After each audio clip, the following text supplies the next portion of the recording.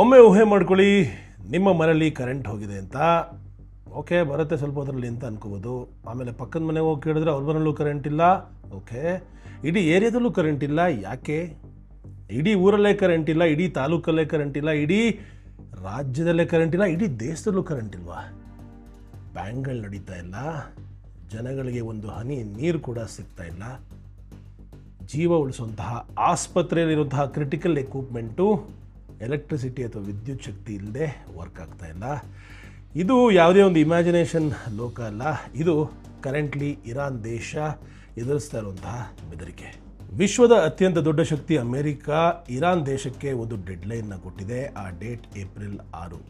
April 6 ಒಳಗೆ ನಾವು ಹೇಳಿದಂತಹ ಕಂಡೀಷನ್ಸ್ಗೆ ನೀವು ಒಪ್ಕೊಳ್ಳಿಲ್ಲ ಅಂದರೆ ನಿಮಗೆ ಸಿಕ್ಕಾಪಟ್ಟೆ ನೀವು ಇಮ್ಯಾಜಿನ್ನು ಮಾಡೋಕ್ಕಾಗಲ್ಲ ಅಂಥ ಒಂದು ದೊಡ್ಡ ಶಾಕು, ಅಂಥ ಒಂದು ದೊಡ್ಡ ಅಟ್ಯಾಕನ್ನು ಮಾಡಿ ನಿಮ್ಮನ್ನು ಸರ್ವನಾಶ ಮಾಡ್ತೀವಿ ಅಂತ ಬೆದರಿಕೆಯನ್ನು ಹಾಕಿದ್ಯಾ.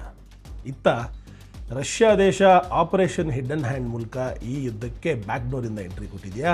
ಇನ್ನು ಸಾಕಷ್ಟು ರೋಚಕ ವಿಷಯಗಳನ್ನು ಇವತ್ತಿನ GK ಸ್ಕ್ವಾಡ್ ಎಪಿಸೋಡ್ನಲ್ಲಿ ತಿಳ್ಕೊಳ್ಳೋಣ ಬನ್ನಿ. ಬೆಲ್ಟ್ನ ಬಿಗಿ ಮಾಡ್ಕೊಳ್ಳಿ, ಕತೆ ಈಗಷ್ಟೇ ಶುರುವಾಗ್ತಿದೆ. ಅಮೆರಿಕನ್ ಪ್ರಧಾನಿ ಟ್ರಂಪ್ ಅವ್ರು ಮಾಡಿರೋ ಒಂದು ಟ್ವೀಟು ಇಡೀ ವಿಶ್ವಕ್ಕೆ ಒಂದು ದೊಡ್ಡ ಶಾಕನ್ನು ನೀಡಿದೆ. ಅದೇನಪ್ಪ ಅಂದರೆ ಏಪ್ರಿಲ್ 6 ಡೆಡ್ಲೈನ್ ಒಳಗೆ ಇರಾನು ನಮ್ಮ ಕಂಡೀಷನ್ಸ್ಗೆ ಒಪ್ಕೊಳ್ಳಿಲ್ಲ, ಸ್ಟ್ರೈಟ್ ಆಫ್ ಹಾರ್ಮುಜ್ ಕಂಟ್ರೋಲನ್ನ ಬಿಟ್ಟು ಮತ್ತೆ ಶಿಪ್ಸ್ ಮೂಮೆಂಟ್ಗೆ ಅವಕಾಶ ಮಾಡಿಕೊಡ್ಲಿಲ್ಲ ಅಂದರೆ ಇರಾನು ವರ್ಲ್ಡ್ ಮ್ಯಾಪಲ್ಲೇ ಇರಲ್ಲ ಅನ್ನೋ ಒಂದು ಬೆದರಿಕೆಯನ್ನು ಅಮೆರಿಕದ ಪ್ರಧಾನಿ ಹಾಕಿದ್ದಾರೆ. ಈ ಒಂದು ಬೆದರಿಕೆ ಹಿಂದೆ ಅಮೆರಿಕ ಟಾರ್ಗೆಟ್ ಮಾಡಿರೋದು ಇರಾನ್ ದೇಶದ 3 ಜೀವನಾಡಿಗಳನ್ನು. ಮೊದಲನೇದು ಎಲೆಕ್ಟ್ರಿಕ್ ಪ್ಲ್ಯಾಂಟ್. ಇವತ್ತು ಪ್ರತಿಯೊಂದು ಎಲೆಕ್ಟ್ರಿಸಿಟಿಯಲ್ಲಿ ನಡೆಯೋದು. ಇರಾನ್ ದೇಶದ ಅಷ್ಟು ಎಲೆಕ್ಟ್ರಿಕ್ ಪ್ಲ್ಯಾಂಟ್ಸನ್ನ ಸರ್ವನಾಶ ಮಾಡ್ತೀವಿ, ಆಗ ಇಡೀ ದೇಶನೇ ಕತ್ಲಲ್ಲಿ ಬದುಕಬೇಕಾಗತ್ತೆ. ಎರಡನೇದು ಡಿಸಲನೈಸೇಷನ್ ಪ್ಲ್ಯಾಂಟ್. ಇರಾನ್ಗೆ ಅರ್ಧಕ್ಕರ್ಧ ಇವತ್ತಿಗೂ ಕುಡಿಯೋ ನೀರು ಬರ್ತಾ ಇರೋದು ತನ್ನ ಸಮುದ್ರದಿಂದ ಡಿಸಲನೈಸ್ ಮಾಡಿ ಕೊಡ್ತಾ ಇರುವಂತಹ ಕುಡಿಯೋ ನೀರು. ಆ ಡಿಸಲನೈಸೇಷನ್ ಪ್ಲ್ಯಾಂಟ್ನ ಅಟ್ಯಾಕ್ ಮಾಡಿದಾಗ ಆಟೋಮ್ಯಾಟಿಕಲಿ ಇಡೀ ದೇಶದವ್ರಿಗೆ ಕುಡಿಯುವಂತಹ ನೀರು ಸಿಗೋದಿಲ್ಲ.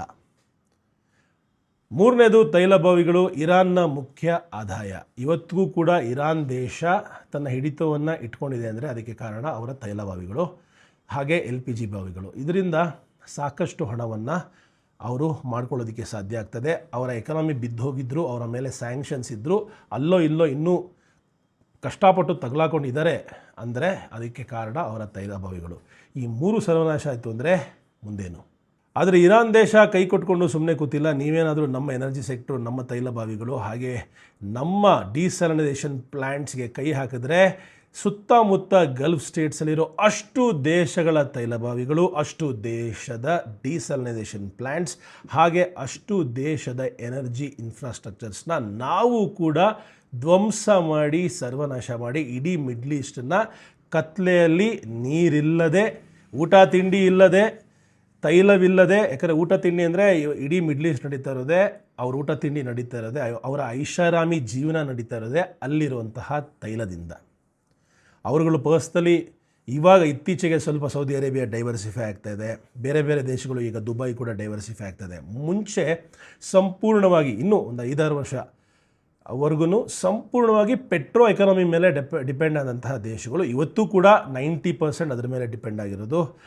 ಈ ರೀತಿ ಇರಾನ್ ಮೇಲೆ ಅಟ್ಯಾಕ್ ಮಾಡಿದ್ರೆ ಅಮೆರಿಕ, ಮಿಡ್ಲ್ ಈಸ್ಟಲ್ಲಿರೋ ಅಷ್ಟು ಆಲೈಸ್ ಮೇಲೂ ನಾವು ಅವರ ಅಷ್ಟು ಎನರ್ಜಿ ಇನ್ಫ್ರಾಸ್ಟ್ರಕ್ಚರು, ಆಯಿಲ್ ಇನ್ಫ್ರಾಸ್ಟ್ರಕ್ಚರು, ಹಾಗೆ ಡಿಸಲನೈಸೇಷನ್ ಪ್ಲ್ಯಾಂಟ್ಸನ್ನ ಸರ್ವನಾಶ ಮಾಡ್ತೀವಿ ಅಂತ ಬೆದರಿಕೆ ಹಾಕಿದ್ದಾರೆ. ಟೆಹರಾನ್ ಟೈಮ್ಸಲ್ಲಿ ಅಕಸ್ಮಾತ್ ಗ್ರೌಂಡ್ ಇನ್ವೇಷನ್ ಏನಾದ್ರು ಮಾಡಿದ್ರೆ ನರಕಕ್ಕೆ ಕಾಲಿಟ್ಟಂಗೆ ಒಬ್ಬೊಬ್ಬರನ್ನು ಸುಟ್ಟು ಭಸ್ಮ ಮಾಡ್ತೀವಿ ಅಂತ ಕೂಡ ಓಪನ್ ಆಗಿ ಚಾಲೆಂಜ್ ಕೊಟ್ಟಿದ್ದಾರೆ. ಇರಾನ್ ಇನ್ನೊಂದು ದೊಡ್ಡ ರಿಸ್ಕ್ ತೊಗೊಂಡು ಸೌದಿ ಅರೇಬಿಯಾದ ಸುಲ್ತಾನ್ ಏರ್ಬೇಸ್ ಮೇಲೆ ಅಟ್ಯಾಕ್ ಮಾಡಿ ಅಲ್ಲಿದ್ದಂತಹ 2 ಮುಖ್ಯವಾದ ಏರ್ಕ್ರಾಫ್ಟು, ಅಮೆರಿಕ ದೇಶದ ವಾರ್ಫೇರ್ನ ಕಿವಿ ಮತ್ತು ಕಣ್ಣು ಅನ್ಬೋದು ಅಂತಹ E-3 ಅವ್ಯಾಕ್ ಏರ್ಕ್ರಾಫ್ಟ್ಸು, ಸೆಂಟ್ರಿ, ಇವನ್ನೆಲ್ಲ ಸರ್ವನಾಶ ಮಾಡಿ ಆಲ್ಮೋಸ್ಟ್ $3 ಬಿಲಿಯನ್ ಲಾಸ್ ಮಾಡಿದೆ ಅಮೆರಿಕ ದೇಶಕ್ಕೆ. ರೇಡರ್ಸ್ ಎಲ್ಲ ಹೋಗಿದೆ. 3 ಬಿಲಿಯನ್ ಅಂದರೆ ಒಂದ್ಸಲ ಯೋಚನೆ ಮಾಡಿ, 28,000 ಕೋಟಿ ರೂಪಾಯಿ ಬರುತ್ತೆ. ಒಂದೇ ಒಂದು ಅಟ್ಯಾಕ್ನಲ್ಲಿ 28,000 ಕೋಟಿ ಅಮೆರಿಕಾಗೆ ಲಾಸ್ ಆಗಿರೋದು ಬಹಳ ಬಹಳ ದೊಡ್ಡ ಲಾಸ್. ಹಾಗೆ ಅಟ್ ದ ಸೇಮ್ ಟೈಮ್ ವಾರ್ಫೇರಲ್ಲಿ ಕೂಡ ಒಂದು ಡಿಸ್ಅಡ್ವಾಂಟೇಜಸ್ ಪೊಸಿಷನ್ಗೆ ಹೋಗುತ್ತೆ. ಯಾಕಂದರೆ ಈ ರ್ಯಾಡರ್ಸು ಮತ್ತು ಈ ಏರ್ಕ್ರಾಫ್ಟ್ಸು ಬೇರೆ ಎಲ್ಲ ಏರ್ಕ್ರಾಫ್ಟ್ಸ್ಗೂ ಸಿಕ್ಕಾಪಟ್ಟೆ ಸಪೋರ್ಟ್ ಕೊಡ್ತಾ ಇದ್ದಂತಹ ಏರ್ಕ್ರಾಫ್ಟ್ಸು, ರೀಫ್ಯೂಲ್ ಮಾಡಿಕೊಡ್ತಾ ಇದ್ದಂತಹ ಏರ್ಕ್ರಾಫ್ಟು. ಈ ಥರ ಸಂದರ್ಭ ಒದಗಿ ಬಂದಾಗ ಅಟ್ಯಾಕ್ ಆದಾಗ ಅಷ್ಟು ಸರ್ವನಾಶ ಆಗಿರೋದ್ರಿಂದ ಈಗ ಸದ್ಯಕ್ಕೆ ಅಮೆರಿಕ ಸೌದಿ ಅರೇಬಿಯಾ ಏರ್ಬೇಸ್ ಕಡೆಯಿಂದ ಸಂಪೂರ್ಣವಾಗಿ ಕುರುಡನಾದಂತೆ ಅಲ್ಲಿಂದ ಟೇಕ್ ಆಫು ಅಲ್ಲಿಂದ ಅಟ್ಯಾಕ್ಸ್ ಪ್ಲ್ಯಾನ್ ಮಾಡೋದು ಆಲ್ಮೋಸ್ಟ್ ಇಂಪಾಸಿಬಲ್ ಆಗಿದೆ. ಈ ಒಂದು ಯುದ್ಧಕ್ಕೆ ಇನ್ನೊಂದು ವಿಶಿಷ್ಟವಾದ ತಿರುವು ರಷ್ಯಾ ದೇಶದ ಪ್ರಧಾನಿ ವ್ಲಾಡಿಮಿರ್ ಪುಟಿನ್ ಅವರು ಎಂಟ್ರಿ ಕೊಟ್ಟಿರೋದು ಆಪರೇಷನ್ ಹಿಡನ್ ಹ್ಯಾಂಡ್ ಮೂಲಕ ಎಂಟ್ರಿ ಕೊಟ್ಟಿದ್ದಾರೆ ಅಂತ ಅವರ enemy one time fan Zelensky ಅವರು, ಯಾರು ಝೆಲೆನ್ಸ್ಕಿ ಅಂದರೆ ಯುಕ್ರೇನ್ ದೇಶದ ಪ್ರಧಾನಿ, ಅವರು ಹೇಳಿದ್ದಾರೆ. ಮೊನ್ನೆ ಅವರು ಅರಬ್ ಕಂಟ್ರೀಸ್ಗೆಲ್ಲ ಬಂದು ಎಲ್ಲರ ಲೀಡರ್ಸ್ನೆಲ್ಲ ಭೇಟಿ ಮಾಡಿ ಒಂದು ಚೂರು ಸಾಂತ್ವನ ಹೇಳಿ ಹೋಗಿದ್ದಾರೆ. ನಮ್ಮ ದೇಶದಲ್ಲಿ ಮಾತ್ರ ಯುದ್ಧ ನಡೀತಲ್ಲ, ಇಲ್ಲೂ ನಡೀತದೆ ಅಂತ ಎಲ್ಲರಿಗೂ ಶೇಕ್ ಹ್ಯಾಂಡ್ ಮಾಡಿ ಹೋಗಿದ್ದಾರೆ ವಾಪಸ್ಸು. ಅವರು ಹೇಳಿದ್ದೇನೆಂದರೆ ಆಪರೇಷನ್ ಹಿಡನ್ ಹ್ಯಾಂಡ್ ಶುರುವಾಗಿದೆ, ಸಂಪೂರ್ಣವಾಗಿ ಸ್ಯಾಟಲೈಟ್ ಇಮೇಜರಿ, ಸಂಪೂರ್ಣವಾದ ರ್ಯಾಡರ್ ಸಿಸ್ಟಮ್ಸು ಎಲ್ಲ ರಷ್ಯಾದಿಂದ ಬಂದಿದೆ.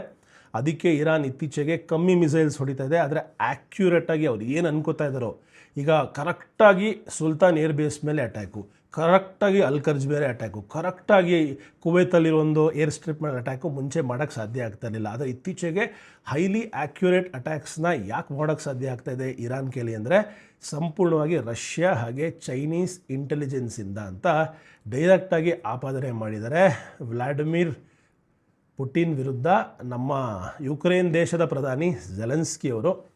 ಇದು ಎಷ್ಟರ ಮಟ್ಟಿಗೆ ನಿಜ ಅಥವಾ ಸುಳ್ಳು ಅನ್ನೋದಕ್ಕಿಂತ ಡೆಫಿನೆಟ್ಲಿ ಯುದ್ಧದಲ್ಲಿ ಕಾಣಿಸ್ತಾ ಇದೆ ಆ ಒಂದು ರಿಸಲ್ಟು. ಮುಂಚೆ ಥರ ಇನ್ಯಾಕ್ಯುರೇಟ್ ಆಗಿಲ್ಲ, ಡೈರೆಕ್ಟಾಗಿ ಆ್ಯಕ್ಯುರೇಟಾಗಿ ಹೊಡಿತಾ ಇದೆ ಇರಾನ್ ದೇಶ. ಹಾಗೆ ಅಕಸ್ಮಾತ್ ಅಣುಬಾಂಬ್ ಯೋಚನೆ ಕೂಡ ಮಾಡಿಬಿಡಿ, ಆ ಥರ ಏನಾದ್ರು ಮಾಡಿ ನೀವೇನಾದ್ರು ಅಟ್ಯಾಕ್ ಮಾಡೋದಾದರೆ ಇರಾನ್ ಕೂಡ ಹಿಂದೆ ಮುಂದೆ ನೋಡದೆ ನಿಮ್ಮ ಮೇಲೆ ಅಣುಬಾಂಬನ್ನು ಹಾಕುವಂತಹ ಕೆಪ್ಯಾಸಿಟಿ ಇದೆ. ಆ ಕೆಪ್ಯಾಸಿಟಿನ ನಾವು ಕೊಡ್ತೀವಿ ಅನ್ನೋ ಒಂದು ಮಾತನ್ನು ರಷ್ಯಾದ ಮಾಜಿ ಪ್ರಧಾನಿ ಹಾಗೆ ಪುಟಿನ್ ಅವರ ದೋಸ್ತ್ ಮೆಡೆಡೇವ್ ಅಂತ ಇದ್ದಾರೆ, ಅವರು ಓಪನ್ ಸ್ಟೇಟ್ಮೆಂಟಲ್ಲಿ ಇದನ್ನು ಹೇಳಿರೋದು ಬಹಳ ಶಾಕಿಂಗ್. ಹಾಗೆ ರಷ್ಯಾ ಕೊಟ್ಟರೋ ಯಾರು ಕೊಟ್ಟರೋ ಇರಾನ್ ಹತ್ರ ಆಲ್ರೆಡಿ ಈಗ 450 kg ಎನ್ರಿಚ್ಡ್ ಯುರೇನಿಯಂ ಸಿದ್ಧವಾಗಿದೆ. ಇನ್ನು ಕೆಲವೇ ವಾರಗಳಲ್ಲಿ ಇದು ಅಣುಬಾಂಬಾಗಿ ತಯಾರಾಗ್ಬೋದು ಅನ್ನೋ ದೃಷ್ಟಿಯಲ್ಲಿ ಬೆಂಜಮಿನ್ ನೆತನ್ಯಾಹು ಅವರು ಹೇಳ್ತಾ ಇದ್ದಾರೆ ಆದಷ್ಟು ಬೇಗ ನಾವು ಅಟ್ಯಾಕ್ ಮಾಡಿ ಅವ್ರನ್ನ ಸೀಸ್ ಮಾಡಲೇಬೇಕು ಅಂತ. ಹೇಗೆ ಅಂದರೆ ಇದೊಂಥರ ಒಂದು ರ್ಯಾಟ್ ರೇಸ್ ಆಗಿದೆ. ಈ ಕಡೆಯಿಂದ ಇಸ್ರೇಲ್ ಪ್ರೆಷರೈಸ್ ಮಾಡ್ತಾ ಇದೆ, ಬೇರೆ ಬೇರೆ ಸೌದಿ ಕಂಟ್ರೀಸ್ ಮತ್ತು ಗಲ್ಫ್ ಕಂಟ್ರೀಸ್ಗೆಲ್ಲ ಸಾಕಾಗಿದೆ. ದಿಸಕ್ಕೆ ಕೋಟ್ಯಾಂತರ ರೂಪಾಯಿ ರೆವೆನ್ಯೂ ಕಳ್ಕೊತಾ ಇದ್ದಾರೆ. ದುಬೈಯಿಂದ ಅಂತೂ ಎಷ್ಟು ಸಾವಿರ ಕೋಟಿ ಲಾಸ್ ಆಯಿತು. ಎಲ್ಲ ದೊಡ್ಡ ದೊಡ್ಡ ಬ್ಯಾಂಕು ಇನ್ವೆಸ್ಟರ್ಸು ಎಲ್ಲರೂ ಬ್ಯಾಕ್ಔಟ್ ಮಾಡಿ ವಾಪಸ್ಸು ಯುರೋಪ್ ಕಡೆಗೆ ಮತ್ತು ಸೌತ್ ಈಸ್ಟ್ ಏಷ್ಯಾ ಕಡೆಗೆ ಬಂದುಬಿಟ್ಟಿದ್ದಾರೆ. ಸೊ ಇದೇ ಥರ ಮುಂದುವರೆದ್ರೆ ಇನ್ನೂ ಸಾಕಷ್ಟು ಬೇರೆ ಬೇರೆ ವಿಕೋಪಗಳಿಗೆ ಒಳಗಾಗ್ಬೋದೇನೋ ಈ ಒಂದು ಸದ್ಯದ ಸಿಚುವೇಶನ್ನು. ನೋಡಿ, ಇವತ್ತಿನ ವಿಜಯ ಕರ್ನಾಟಕ ಹೆಡ್ಲೈನ್ಸ್ ಕೂಡ ಅದ್ರ ಬಗ್ಗೆನೇ ಮಾತಾಡ್ತಾ ಇದೆ. ಇರಾನ್ ಮೇಲೆ ಅಣ್ವಸ್ತ್ರ ಅಂತ ಕ್ವಶನ್ ಮಾರ್ಕ್ ಹಾಕಿದೆ. ಇವತ್ತು ಬೆಳಗ್ಗೆ ಇನ್ನೊಂದು ಕಡೆ ಒಂದು ಆರ್ಟಿಕಲ್ ಓದ್ತಾ ಇದೆ. ಹಿರೋಶಿಮಾ ನಾಗಸಾಕಿ ಮೇಲೆ ಅಮೆರಿಕ ದೇಶ ಅಣುಬಾಂಬನ್ನು ಹಾಕಿದಾಗ ಸುತ್ತಮುತ್ತ ಉಳ್ಕೊಂಡವರು ಬಹಳ ಕಮ್ಮಿ. ಒಂದು ಕ್ಷಣದಲ್ಲಿ ಎಲ್ಲರೂ ಎರೇಸ್ ಆಗಿಬಿಟ್ರು, ಒಂದು ಕ್ಷಣದಲ್ಲಿ ಬಿದ್ದು ಹಿಂಗೆ ಅನ್ನೋಷ್ಟೊತ್ತಿಗೆ ಯಾರೂ ಇಲ್ಲ. ಅಂತಹ ಪವರ್ಫುಲ್ ಬಾಂಬು ಎಷ್ಟೋ ಲಕ್ಷ ಜನಗಳನ್ನು ಒಂದೇ ಕ್ಷಣದಲ್ಲಿ ಸಾಯಿಸಿದಂತಹ 2 ಬಾಂಬ್ಗಳು. ಅದಾದಮೇಲೆ ಇವತ್ತವರೆಗೂ ಪ್ರಪಂಚದಲ್ಲಿ ಮತ್ತೆಲ್ಲೂ ಅಣುಬಾಂಬಿನ ಟೆಸ್ಟಿಂಗ್ ಆಗಿದೆ ಹೊರತು ಮನುಷ್ಯರ ಮೇಲೆ ಎಲ್ಲೂ ಅದನ್ನು ಹಾಕಲಾಗಿಲ್ಲ. ಅದೊಂದು ಯೂನಿವರ್ಸಲ್ ಥಾಟು ಬೇಡ, ಯಾಕಂದರೆ ನಮ್ಮ ಹ್ಯುಮ್ಯಾನಿಟಿನೇ ಸರ್ವನಾಶ ಮಾಡಬಲ್ಲ ಶಕ್ತಿ ಇರುವಂತಹ ಅಣುಬಾಂಬು. ಅದನ್ನು ನಾವು ಒಬ್ಬರ ಮೇಲೆ ಹಾಕಿದ್ರೆ ಅವ್ರು ನಮ್ಮ ಮೇಲೆ ಹಾಕ್ತಾರೆ, ಅದು ಸ್ಪೈರಲ್ ಆಗಿ World War III ಆಗಿ ಕನ್ವರ್ಟ್ ಆಗೇ ಆಗುತ್ತೆ ಅಂತ. ಹಿರೋಶಿಮಾ ಮತ್ತು ನಾಗಸಾಕಿಲಿ ಉಳ್ಕೊಂಡಂತಹ ಕೇವಲ ಒಬ್ಬ ಪರ್ಸನ್ನು, ಅವರು 3 ಕಿಲೋಮೀಟ್ರ್ ದೂರ ಇದ್ರಂತೆ. ಅವರು ಮೈಕೈಯೆಲ್ಲ ಸುಟ್ಟೋಗಿತ್ತು, ಕಣ್ಣು ಬ್ಲೈಂಡ್ ಆಗೋಗಿತ್ತು, ಇನ್ನು ಸಾಕಷ್ಟು ಪ್ರಾಬ್ಲಮ್ನ ಎದುರಿಸಿ ಕೊನೆಗೆ ಮೊನ್ನೆ 89ನೇ ವರ್ಷಕ್ಕೆ ಅವ್ರು ಸತ್ತಿದ್ದಾರೆ. ಅವರು ಸಾಯಬೇಕಾದ್ರೆ ಅವ್ರು ಬರೆದಿದ್ದಂತಹ ಲೈನ್ಸನ್ನು ನೋಡಿ ಮನ ಮುಟ್ಟಿತು. ಅವ್ರು ಹೇಳಿದ್ದೇನಪ್ಪ ಅಂದರೆ, ಮನುಷ್ಯನಿಗೆ ಸುಖವಾಗಿ ಬದುಕೋದಕ್ಕೆ ಪ್ರಪಂಚ ಎಲ್ಲನೂ ಕೊಟ್ಟಿದೆ, ಅಪ್ಪಿತಪ್ಪಿನೂ ಅಣ್ವಸ್ತ್ರದ ಬಳಕೆ ಮಾಡಬೇಡಿ. ನನ್ನ ಕಣ್ಣಾರೆ ನನ್ನ ಮುಂದೆ ಲಕ್ಷಾಂತರ ಜನ ಅಳಿಸಿ ಹೋಗೋದನ್ನು ನೋಡಿದೆ. ಅದನ್ನು ವಾಪಸ್ಸಂತೂ ನಾವು ತರೋಕ್ಕಾಗಲ್ಲ, ಆದರೆ ಇನ್ನು ಮುಂದೆ ಯಾವತ್ತೂ ಈ ರೀತಿ ಒಂದು ಬಳಕೆ ಆಗದಿರಲಿ ಅನ್ನೋದೇ ನನ್ನ ಕೊನೆಯ ಆಸೆ ಮತ್ತು ಮಹದಾಸೆ ಅಂತ ಹೇಳಿದ್ದಾರೆ. 2 ಅಣುಬಾಂಬಿಂದ ಸರ್ವೈವ್ ಆದಂತಹ ಜಾಪನೀಸ್ ಪರ್ಸನ್ನು. ಆ ಆರ್ಟಿಕಲ್ ಕೇಳೇ ಒಂಥರ ಮೈ ಜುಮ್ ಅನ್ನಿಸ್ತು. ಡೆಫಿನೆಟ್ಲಿ ನ್ಯೂಕ್ಲಿಯರ್ ವಾರ್ ಶುರುವಾದರೆ ಇಡೀ ವಿಶ್ವವೇ ಅಳಿಸೋಗುವಂತಹ ಚಾನ್ಸಸ್ ಕೂಡ ಇರುತ್ತೆ, ಅಪ್ಪಿತಪ್ಪಿನೂ ಆಗೋದು ಬೇಡ. ನೀವೆಲ್ಲ ಕೇಳ್ಬೋದು, ಯಾಕೆ ಅಮೆರಿಕ ಒಂದು ಖರ್ಗ್ ಐಲ್ಯಾಂಡ್ ಮೇಲೆ ಅಷ್ಟೊಂದು ಕಣ್ಣಿಟ್ಟಿದೆ ಅಂತ. ಯಾಕೆಂದರೆ ಖರ್ಗ್ ಐಲ್ಯಾಂಡ್ ಅಂತಹ ಒಂದು ಕ್ರಿಟಿಕಲ್ ಚೋಕ್ ಪಾಯಿಂಟು. ನಾನು ಹಾರ್ಮೂಸ್ ಐಲ್ಯಾಂಡ್ ಅಥವಾ ಏನು ಸ್ಟ್ರೈಟ್ ಆಫ್ ಹಾರ್ಮೂಸ್ ಅಂತ ಹೇಳ್ತಾರೆ, ಅಲ್ಲಿಗೆ ಹೋಗಿದ್ದೆ ನಾನು. ಆ ಸ್ಟ್ರೈಟನ್ನ ನೋಡಿದ್ದೀನಿ. ಇಲ್ಲಿ ನಿಂತ್ಕೊಂಡ್ರೆ ಅಲ್ಲಿ ಹಾರ್ಮೋಸ್ ಸ್ಟ್ರೈಟಲ್ಲಿ ಎದುರುಗಡೆ ಕಾಣುತ್ತೆ ಮಿಕ್ಕಿದ್ದು ಮಿಡ್ಲ್ ಈಸ್ಟ್ ಕಂಟ್ರೀಸು. ಯಾಕಂದರೆ ಅಷ್ಟು ಚಿಕ್ಕ ಕೋಸ್ಟಲ್ ಲೈನು, ಆ ಒಂದು ಚೋಕ್ ಪಾಯಿಂಟ್ ಕೂಡ ಅರ್ಥ ಆಗುತ್ತೆ. ಅದರ ಮಧ್ಯೆ ಚಿಕ್ಕ ಐಲ್ಯಾಂಡ್ಸ್ ಇದೆ. ಇದಿಷ್ಟು ಇರಾನ್ ದೇಶನೇ ಕಂಟ್ರೋಲ್ ಮಾಡ್ತಿರೋದು. ಹಾರ್ಮೂಸ್ ಐಲ್ಯಾಂಡು ತುಂಬ ಸುಂದರವಾದ ಜಾಗ. ಅಲ್ಲಿ ಏನೇನೋ ವಿಚಿತ್ರ ಸಾಲ್ಟ್ ಕೇವ್ಸು, ಬೇರೆ ಬೇರೆ ಪಿಂಕ್ ಬೀಚು ಏನೇನೋ ಇದೆ, ಮತ್ತು ಮಿನರಲ್ ರಿಚ್ಚು. ಈ ಕರ್ಗ್ ಐಲ್ಯಾಂಡು ಈ ಹಾರ್ಮೂಸ್ ಐಲ್ಯಾಂಡ್ಗಿಂತ ಸ್ವಲ್ಪ ಮುಂದೆ ಇರೋದು, ಮಧ್ಯ ಈ ಸ್ಟ್ರೇಟ್ ಆಫ್ ಹಾರ್ಮೂಸಲ್ಲಿರೋದು. ಕರ್ಗ್ ಐಲ್ಯಾಂಡಲ್ಲಿ 90% ಆಫ್ ಇರಾನ್ಸ್ ಆಯಿಲ್ ಪ್ರೊಡಕ್ಷನ್, ಅಂದರೆ ಪ್ರೊಡಕ್ಷನ್ ಏನಾಗಿರುತ್ತೆ ಬೇರೆ ಬೇರೆ ಕಡೆಯಿಂದ ಅಲ್ಲಿಂದ ರಫ್ತಾಗುವಂತಹ ಜಾಗ. ಟ್ಯಾಂಕರ್ಸು, ಇನ್ಫ್ರಾಸ್ಟ್ರಕ್ಚರ್ಸು ಪ್ರತಿಯೊಂದು ಮಾಡ್ಕೊಂಡಿರೋ ಜಾಗ. ಅಮೆರಿಕ ಏನು ಹೇಳ್ತದೆ ಅಂದರೆ ಈ ಒಂದು ಐಲ್ಯಾಂಡನ್ನು ಸಂಪೂರ್ಣವಾಗಿ ಸರ್ವನಾಶ ಮಾಡುವಂತಹ ಪ್ಲ್ಯಾನು, ಇಲ್ಲಾಂದರೆ ಅದನ್ನು ಅಟ್ಯಾಕ್ ಮಾಡಿ ಟೇಕ್ ಓವರ್ ಮಾಡೋ ಪ್ಲ್ಯಾನು. ಅಟ್ಯಾಕ್ ಮಾಡಿ ಟೇಕ್ ಓವರ್ ಮಾಡಿದ್ರೆ ಏನಾಗುತ್ತೆ, ಈ ಕಡೆ ಸುತ್ತಮುತ್ತ ಇರೋರು, ಯಾಕಂದರೆ 1000 ಕಿಲೋಮೀಟರ್ ಕೋಸ್ಟಲ್ ಲೈನ್ ಇರೋದ್ರಿಂದ ಇಲ್ಲಿಂದ ಅಟ್ಯಾಕ್ ಮಾಡ್ತಾನೆ ಇರ್ಬೋದು ಅಮೆರಿಕನ. ಸೊ ಆ ಇಡೀ ಐಲ್ಯಾಂಡ್ನೇ ಉಡಾಯಿಸ್ಬಿಟ್ರೆ 90% ಇರಾನ್ ಎಕ್ಸ್ಪೋರ್ಟ್ಸ್ ಸ್ಟಾಪ್ ಆಯಿತು ಅಂದರೆ ಅವ್ರಿಗೆ ₹1 ಕಾಸು ಬರಲ್ಲ ಅಂತ. ಆದರೆ ಇರಾನ್ ಏನು ಹೇಳ್ತಾರೆ ಅಂದರೆ, ಅಪ್ಪಿತಪ್ಪಿ ನೀವು ಅದನ್ನೇ ನೋಡ್ದಾಕಿದ್ರೆ ನೀವು ಮಿಡ್ಲ್ ಈಸ್ಟಿಂದ ಎಲ್ಲೆಲ್ಲಿಂದ ತರ್ತಾ ಇದ್ರಲ್ಲ ಆಯಿಲ್ಲು, ಆ ಆಯಿಲ್ ನಿಮ್ಗೆ ಯಾವತ್ತೂ ಮತ್ತೆ ಸಿಗಲ್ಲ, ಆ ರೀತಿ ನಾವು ಅಷ್ಟನ್ನು ಹೊಡೆದಾಕ್ತೀವಿ ಅಂತ. ಹೆಂಗಂದರೆ ಇಲ್ಲಿ ಟಿಟ್ ಫಾರ್ ಟ್ಯಾಟ್ ಆಗೋಗಿದೆ. ಯಾರು ಹೆಂಗೆ ರಿಯಾಕ್ಟ್ ಮಾಡ್ತಾರೆ, ಈಗ ನಾವು ಅದನ್ನು ಹೊಡೆದಾಕಿದ್ರೆ ಅಮೇರಿಕ ಅಪ್ಪಿತಪ್ಪಿ ಕರ್ಗ್ ಐಲ್ಯಾಂಡ್ನ ಮುಟ್ಟಿದ್ರೆ ನಾವು ಮಿಡ್ಲ್ ಈಸ್ಟ್ನ ಅಷ್ಟು ಎನರ್ಜಿ ಇನ್ಫ್ರಾಸ್ಟ್ರಕ್ಚರು ಮತ್ತು ಆಯಿಲ್ ಟ್ಯಾಂಕರ್ಸು, ರಿಫೈನರೀಸು ಏನೇನಿದೆ ಅಷ್ಟನ್ನು ಹೊಡೆದಾಕ್ತೀವಿ ಅಂತ ಓಪನ್ ಚಾಲೆಂಜ್ ಕೊಟ್ಟಿದ್ದಾರೆ ಇರಾನು. ಹಾಗೆ ಹೂತೀಸ್ ಜೊತೆಗೆ ಸೇರಿಕೊಂಡು ಮಿಂದಾಬ್ ಅಥವಾ ಮಂದಾಬ್ ಅಂತ ಇನ್ನೊಂದು ಸ್ಟ್ರೈಟ್ ಇದೆ ಇಲ್ಲೇ, ಇದು ಏನು ಸ್ಟ್ರೈಟ್ ಆಫ್ ಹಾರ್ಮೂಸ್ ಅಂತ ಇದೆ ಈ ಕಡೆ, ಆ ಕಡೆ ಈಜಿಪ್ಟಿಂದ ರೆಡ್ ಸಿ ಕಡೆಯಿಂದ ಮಂದಾಬ್ ಅಂತ ಇನ್ನೊಂದು ಬರುತ್ತೆ. ಆ ಎರಡನ್ನು ಗೇಟ್ ಆಫ್ ಟಿಯರ್ಸ್ ಅಂತ ಹೆಸರಿಟ್ಟು ನಮ್ಮ ಕಣ್ಣೀರಿನ ವ್ಯತೆಯನ್ನು ಅರ್ಥ ಮಾಡ್ಕೊಳ್ತಾಯಿಲ್ಲ ಜಗತ್ತು, ಎರಡನ್ನೂ ಬಂದ್ ಮಾಡೋಣ, ವಿಶ್ವಕ್ಕೆ ಬರ್ತಾ ಇರುವಂತಹ 12% ಎಕ್ಸ್ಪೋರ್ಟ್ಸ್ನ ಸಂಪೂರ್ಣವಾಗಿ ಸ್ಟಾಪ್ ಮಾಡೋಣ ಅಂತ. ಇದರಿಂದ south East Asia especially Bharat ದೇಶಕ್ಕೆ ಆಲ್ಮೋಸ್ಟ್ ಪ್ರೈಸಸ್ ಈಗ ಬ್ಯಾರಲ್ $200 ಹೋಗುವಂತಹ ಸಿಚುವೇಶನ್ ಬಂದಿದೆ.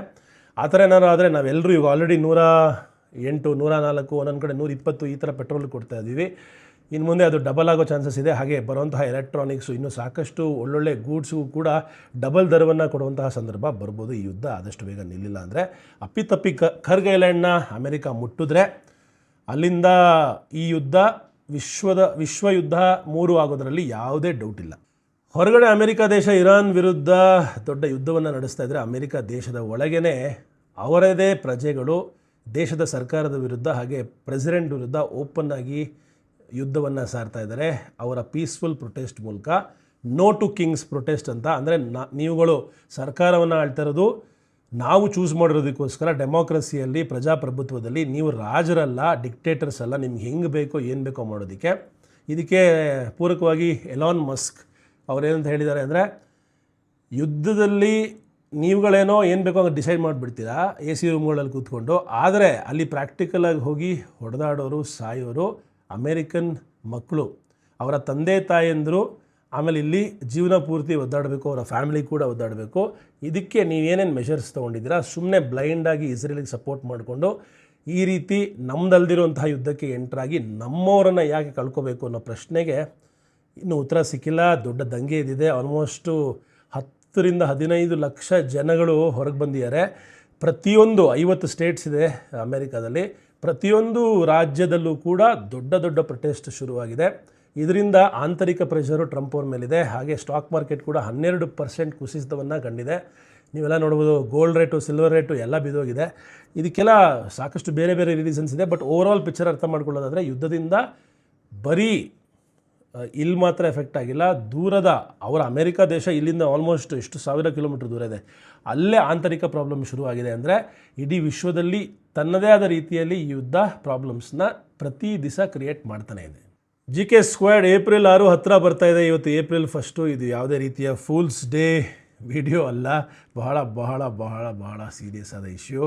ಇನ್ನು ಕೇವಲ 5 ದಿವಸಗಳಲ್ಲಿ ಏನಾಗುತ್ತೆ, ಅಥವಾ ಇಷ್ಟು ಮಧ್ಯ ಸಂಧಾನ ಆಗುತ್ತಾ, ಭಾರತ ದೇಶ ಮಧ್ಯ ಬರ್ತಾರಾ, ಇಡೀ ವಿಶ್ವದ ದೊಡ್ಡ ಸರ್ಕಾರಗಳು ಮಧ್ಯ ಬಂದು ಒಂದು ರೀತಿಯ ಶಾಂತಿ ಡೀಲ್ ಮಾಡ್ತಾರಾ? ಯಾಕೆಂದರೆ ಯುದ್ಧ ಯಾರಿಗೂ ಒಳ್ಳೆಯದಲ್ಲ.